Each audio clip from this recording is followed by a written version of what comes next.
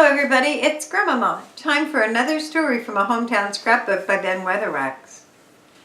Race of the Irene and the Alvinia. Hello there. We have a sea story tonight that is the sole property of Grays Harbor. For while it touches several other ports all the way from our harbor's mouth to Miami, Florida, and covers thousands of miles of open ocean, it's a Grays Harbor story. And the men of our waterfront who reckon with the years in tens and twenties will recall it the story of the race of the Irene and the Alvinia. It was the day of tall-masted ships with spreads of white sails. In fact, it was the twilight of that day. For this race, which was not uncommon in the heyday of sails, attracted worldwide attention in 1925, when it was staged with the four winds as willing helpers, three seas as its course, and the world for an audience.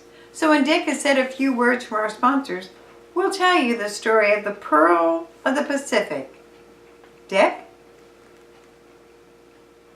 It was down in Fairhaven, California, that they laid down the keels of the four-masted schooner Alvinia and Irene. They were as alike as two peas in a pod, sleek lines, tall sticks, wide spreads of schooner rigging canvas. There wasn't a belaying pin difference in the ships as they slid down the ways, and the men that fitted them out for their first voyages dubbed them the two pearls of the Pacific.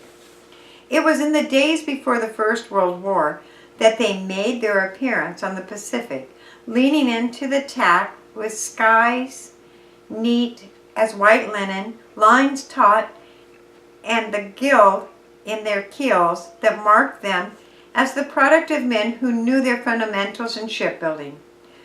Through early years of the teens, through the years of the First World War, and on to the roaring 20s, the two ships continued to sail where fair winds blew, till they were known the length and breadth of the Pacific, and until a salt eye could read the name on the bow, no man afloat or ashore could tell them apart for their perfection. And then came the fall of 1925.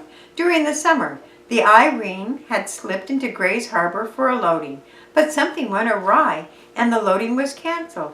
And after she had laid it at a harbor dock for a couple of months, her sister, the Alvinia, crossed the bar into the harbor, and the two ships caused many an eye to turn, for it was like a ship and its shadow as they lay together in port, and only the saltiest of seafaring men could tell one from the other. Now, it was the plan of the ship's owners to trim off the tall mast and to convert the two vessels into barges.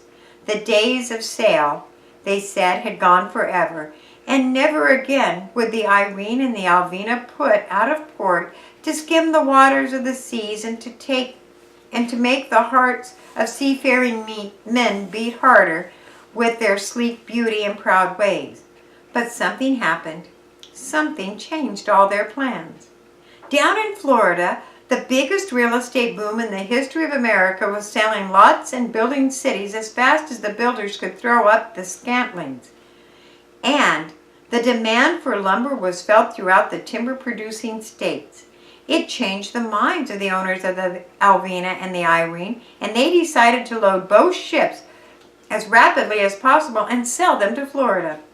Now, the orders for loading the ship was received on the harbor the same day, and the work of stowing the lumber and making the long port-bound vessels ready for sea came almost simultaneously. Captain A.C. Wilvers of the Alvinia paid a social call on Captain Rosedal of the Irene to compare notes, and he found that their orders were identical. It was what shipping men called a natural. Two identical ships loading for the same port and set to leave simultaneously. Never had there been more a perfect arrangement for what shipmen loved most, a race. And in 1925, the sailing ships fast disappearing from the seas, it caught the fancy and fired the imagination of shipping men all over the Northwest. Captain Rosendahl made a formal challenge to the skipper of the Alvinia. They would race from Grays Harbor to Miami, Florida via the Panama Canal. The race became the talk of the coast. The owners encouraged it. The quicker they could deliver the cargoes to Miami, the more profit there would be in their undertaking. The maritime circles encouraged it. This, they told each other, would probably be the last great race of sailing ships. The builders of the ships harkened back over the years to provide newspaper quotations on identical characteristics of the vessels. On many a course, these two ships had sailed together, but never in their seagoing lives had they raced. Never had the two pearls of the Pacific tried their keels in competition. Grays Harbor suddenly found itself in headlines along the coast as shipping circles followed the loading of the vessels, and when the Alvina was the first loaded, the shipping men shook their heads knowingly. The Irene can give the Alvina a 6-day lead and still win, they told each other. The Irene was favored to win the race, but the Alvina was not counted out. It was supporters everywhere. Saltwater men talked of the contest, and there was no lack of money to back the schooners of Captain Wilvers that he would skipper. It was December 8, 1925, when the Alvina put down from the harbor. In the weeks during which she had been loaded, her skipper had gone over her with a fine-tooth comb. She was ship-shape and ready to go. Behind the tug, John Cudahy, the Alvina slipped down the harbor and crossed the bar outward bound. And at the Grays Harbor dock, Captain Rosendahl pushed his crew faster to get the Irene stowed and ready for sea. But pushing the men as fast as he could, and they worked with a will. For every man on the Irene and every dockhand loading her was willing participant in the big race. It was the 12th before the ship could clear the lower harbor, and rough weather kept her bar bound for 2 more days. It was not until the 14th of December that the second of the 2 pearls eased out into sea behind the same tug. Her foremain and jib sail were bellying gently. The race was on.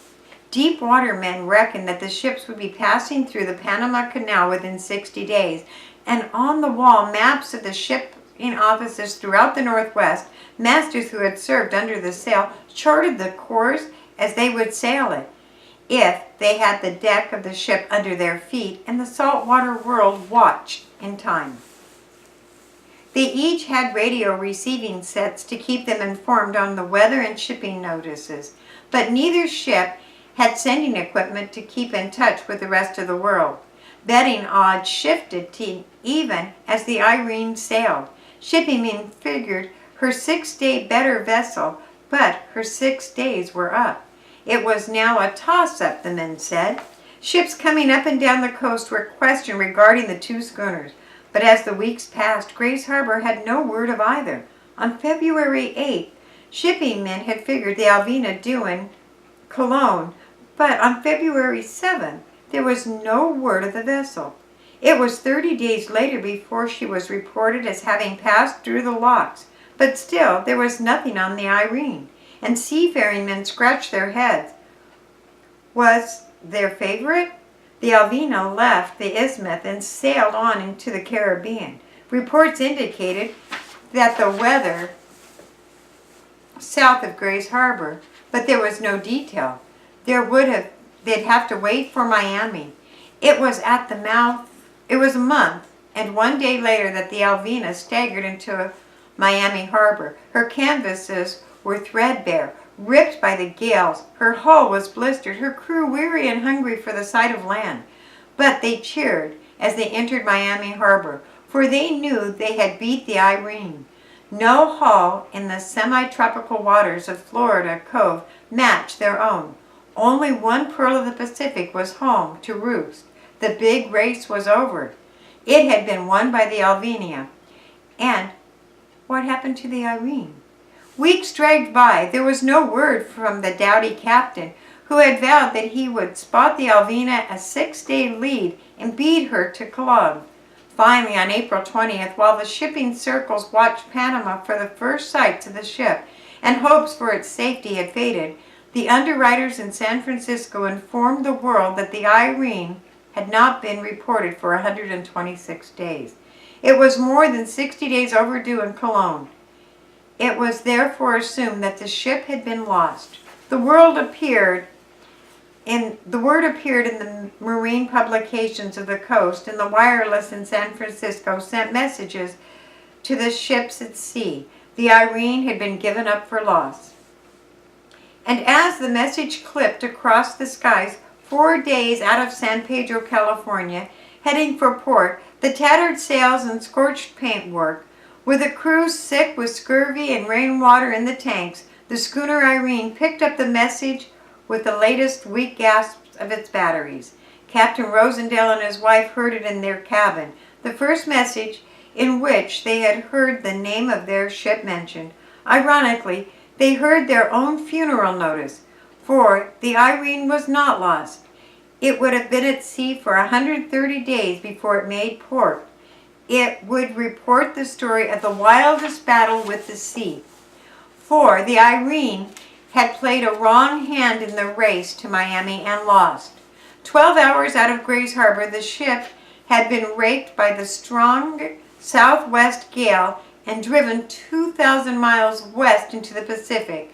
Captain Rosendale had tried vainly to strike a course direct for the Panama Canal, but the winds were against him and he had taken a tack south until he was nearly on the equator.